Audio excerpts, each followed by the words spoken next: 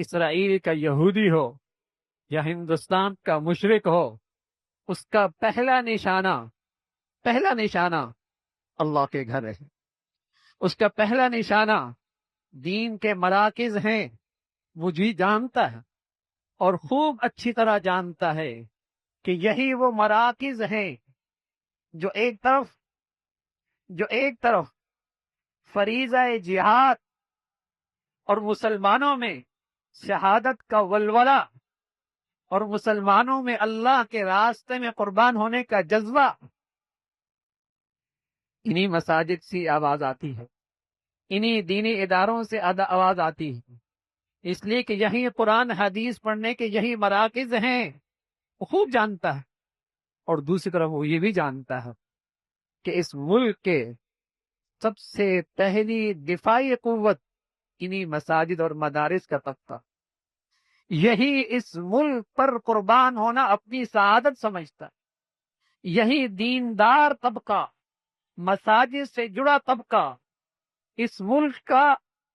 فرض حفاظت اپنا فریضہ سمجھتا ہے اور اپنے ایمان کا تقاضا سمجھتا ہے۔ اس ملک میں جو بھی جتنا مسلمان اچھا اور بڑھیا ہوگا، اسے اپنے ملک سے اتنی محبت، وہ اپنے ملک کا اتنا وفادار ہوگا، وہ اپنے ملک کے لیے قربانی دینا اپنی سعادت سمجھتا، اپنی خوش نصیبی سمجھتا ہے۔ تو یہ امت مسلمہ خوش نصیب امت ہے کہ اس کے دامن میں اور اس کے دین میں ایک طرف شہادت کا عظیم منصب ہے اور ایک طرف جہاد کی عظیم عبادت ہے۔ اس امت کے لیے ہار نہیں ہے، اس امت کے لیے شکست نہیں ہے۔ بڑے عرصے بعد یہودی اور مشرک مل کر مسلمانوں کے مقابلے میں آئے۔ آپ کے ملک کے ساتھ اس وقت جو جارحیت ہے وہ ہندوستان کے مشرک بھی ہے اور دوسری طرف اسرائیل کا یہودی بھی اس میں شامل۔ بڑے عرصے کے بعد یہودی اور مشرک دونوں مل کر اس ملک کی جارحیت کے خلاف اکٹھے ہیں، لیکن الحمدللہ افواج پاکستان کی سرحدوں پہ کھڑے وہ نوجوان جنہیں اللہ رب العزت نے اسلام کے بدولت شہادت کا جذبہ دیا ہے، جنہیں اللہ رب العزت نے جہاد کی عظمت عطا فرمائی ہے، رات دن ان فضاؤں کے اندر بھی دشمن کے دانت کھٹے کر رہے ہیں۔ الحمدللہ ہم ان کے لیے دل و جان سے دعا گو ہیں، اللہ انہیں سلامت رکھے، اللہ ان کی شہادت اور بہادری کو اور ان کی عزم و ہمت کو اور ان کے اس شہادت اور جہاد کے جذبے کو اللہ تعالی اور بڑھوتری عطا فرمائے۔ یہ ملک کے افراد سوتے ہیں لیکن وہ سرحدوں پہ جاگتے ہیں، وہ فضاؤں میں اپنے ملک کی حفاظت کے لیے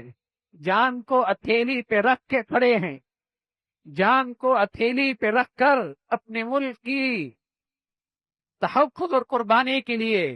الحمدللہ سرحدوں پہ موجود ہیں۔ لیکن ہم اپنے ان بھائیوں کو یقین دلاتے ہیں کہ الحمدللہ یہ پوری مسلم امہ اور پورا وطن عزیز کا باشندہ ان کے پشت پہ کھڑا ہے۔ ہم اللہ رب العزت کے فضل و کرم سے مسلمان ہیں اور مسلمان ڈرا نہیں کرتا، بزدل نہیں ہوا کرتا، خوف زدہ نہیں ہوا کرتا، وہ شہادت کو اپنی زندگی کی سب سے بڑا سرمایہ سمجھا کرتا۔ اس لیے تو اللہ کے نبی صلی اللہ علیہ وسلم فرمایا کرتے تھے کہ شہادت سبحان اللہ ایک ایسی زندگی ہے جس کی تمنا اور جس کی آرزو ہر پیغمبر نے کی، ہر اللہ کے رسول نے کی ہے۔ موت کی گھڑی میں جو سب سے بڑا انعام کسی مسلمان کو مل سکتا ہے وہ شہادت کی دولت، وہ شہادت کی نعمت ہے۔ ایسی بڑی دولت تو مسلمانوں کے لیے تو اللہ کے اس راستے میں خوف نہیں، ڈر نہیں ہے۔ اے مسلمان، خصوصاً ہمارا وطن الحمدللہ امن اور سلامتی اس کا دائی ہے، لیکن جب دشمن جارحیت مسلط کرتا ہے اور یہ ظلم ڈھاتا ہے تو پھر ضرورت ہے کہ اس کی وہ فرعونیت نکالی جائے، اس کی سرکشی ختم کی جائے۔ اور اللہ کی ذات سے امید ہے کہ ہمیں اپنے سپاہیوں سے اور وطن کے ان محافظوں سے امید ہے کہ اپنی قوم کو مایوس نہیں کریں،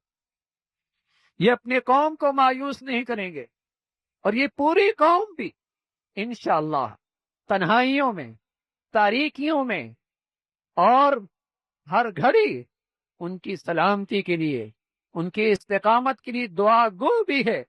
اور جب ضرورت پڑی یہ قوم ان کے ساتھ کھڑی، یہ قوم ان کے ساتھ کھڑی۔ اللہ تعالیٰ کا ارشاد ہے کہ اے ایمان والو اذا لقیتم فئۃ فاثبتوا، جب تمہارا ملاقات اور تمہارا معاملہ کسی جماعت سے ہو اور جنگ کے میدان میں تمہارے ساتھ کسی جماعت سے تمہارا ٹکراؤ ہو تو فاثبتوا،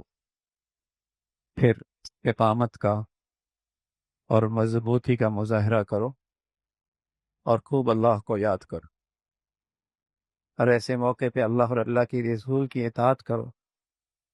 اور آپس میں جوڑ رکھو، اتفاق رکھو،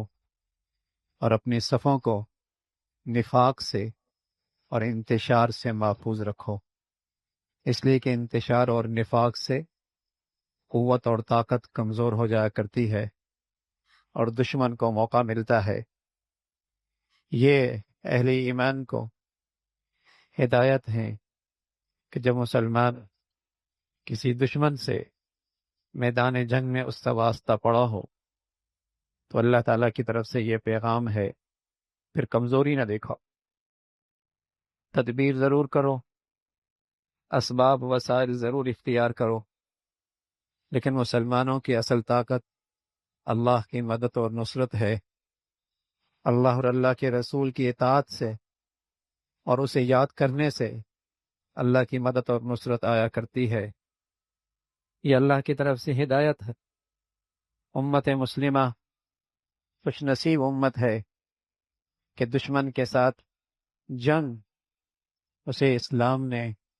ایک معزز اور اسے عظیم فریضہ جہاد جیسا عظیم عبادت قرار دیا ہے، اور یہ جہاد اور شہادت یہ وہ عظیم عمل ہے کہ روئے زمین کے سب سے پیاری مخلوق حضرات انبیاء علیہ الصلاۃ والسلام ان کی آرزو ہوا کرتی تھی، ان کی تمنا ہوا کرتی تھی، ان کی چاہت ہوا کرتی تھی کہ جہاد کا فریضہ اور جہاد کی عبادت ملے اور شہادت جیسا منصب ملے، بلکہ انبیاء علیہ الصلاۃ والسلام میں خاتم النبی، امام الانبیاء محمد الرسول اللہ، جن کی نبوت اور نبوت بھی پھر ایسی کہ عظیم نبوت جس سے آگے انسان کسی عظیم مرتبے کا تصور بھی نہیں کر سکتا، ایسا پیغمبر بھی کہہ رہے کہ اگر مجھے اپنی امت کا مشقت کا اندیشہ نہ ہوتا تو میں کسی جہادی دستے سے پیچھے نہ رہتا، لولا اشق علی امتی ما قعدت، اگر مجھے اپنی امت پر مشقت کا اندیشہ نہ ہوتا تو ما قعدت خلف سریہ، میں کسی جہادی دستے سے پیچھے نہ رہتا، اور میری چاہت ہے وددت ان اقتل فی سبیل اللہ ثم احیا ثم ابتل ثم احیا ثم ابتل، میری آرزو ہے کہ میرا شہادت ہو اللہ کے راستے میں، اور میں قربان ہوں اللہ کے راستے میں اللہ کے راستے میں شہید ہو جاؤں، اور پھر زندہ کیا جاؤں، اور پھر شہید کیا جاؤں، اور پھر زندہ کیا جاؤں، اور پھر شہید کیا جاؤں۔ رسول اللہ صلی اللہ علیہ وسلم فرمایا کرتے تھے جنت میں جانے کے بعد کسی جنتی کو یہ آرزو نہیں ہوگی کہ میں دنیا میں آؤں، چاہے اسے دنیا میں کتنی ہی بڑی نعمت کیوں نہ مل رہی ہو، لیکن ایک شہید ایسا ہے یہ آرزو کرے گا، اللہ 10 مرتبہ دنیا میں مجھے دوبارہ بھیج، پھر تیرے راستے میں شہادت کا منصب حاصل کروں، اس لیے کہ وہ جنت میں اس کے انعامات دیکھ چکا ہے، اس کے مزے دیکھ چکا ہے، اس کی کرامت اور عزت دیکھ چکا ہے۔ تو یہ امت مسلمہ خوش نصیب ہے کہ اس کے دین میں جہاد جیسا فریضہ ہے، شہادت جیسا عظیم منصب ہے۔ اس لیے اس امت کا کوئی فرد میدان جہاد میں کبھی نہیں ہارا کرتا، یا تو فتح ملا کرتی ہے یا شہادت کی شکل میں عظیم منصب ملا کرتا ہے۔ اس مسلمان کی تو اس راستے میں ناکامی ہے ہی نہیں، اس راستے میں تو مسلمان کی ناکامی اور شکست ہے ہی نہیں۔ تو میرے عزیزو، آپ دیکھ رہے ہیں حالات کس طرف جا رہے ہیں، تو ہم نے اپنے اندر، ہم نے اپنی معاشرے میں، اپنی سوسائٹی میں ایک یکجہتی کی مثال قائم کر، ایک اتحاد کی مثال قائم کرنی ہے۔ ہم نے ایک قوت بن کے دشمن کے ساتھ میں سر کھڑا ہونا ہے، ایک طاقت بن کے دشمن کے سامنے کھڑا ہو۔ دشمن جانتا ہے کہ اگر میری کامیابی ہو سکتی ہے تو 2 صورتیں، ایک صورت تو یہی ہے کہ ان کے دلوں کے اندر موت کا خوف ڈال دو، موت کا خوف ڈال دو، اور دوسری صورت یہی ہے کہ ان کے اندر نفاق اور ان کے اندر افتراق نہ ہو۔ دشمن بھی جانتا ہے، وہ بھی ہمیں ان دنیا کی اس تاریخ میں بار بار آزما چکا ہے، وہ خوب جانتا ہے کہ کفر اور مشرک کبھی مسلمان کے ایمان کے ساتھ مقابلہ نہیں کر سکتے، کافر اور مشرک میدانوں میں کبھی مسلمانوں کے ایمان کا مقابلہ نہیں کر سکتا۔ اگر ان کا مقابلہ کرنا ہے تو ان کے اندر سے موت، شہادت کا اور ان کے اندر سے جہاد کا جذبہ نکال دو اور ان کو خوف میں مبتلا کر دو۔ اب ثوبان رضی اللہ تعالیٰ عنہ فرمانے لگے، میری امت کی یہ کمزوری میری امت کی اصل پستی ہے۔ ثوبان فرمانے لگے، اللہ کے رسول صلی اللہ علیہ وسلم نے بتایا میری امت کی یہ کمزوری میری امت کی اصل پستی اور ذلت اور شکست ہے۔ فرمایا رسول اللہ صلی اللہ علیہ وسلم نے، ایک وقت آئے گا سارا کفر تمہیں مٹانے کے لیے ایک دوسرے کو یوں دعوت دے گا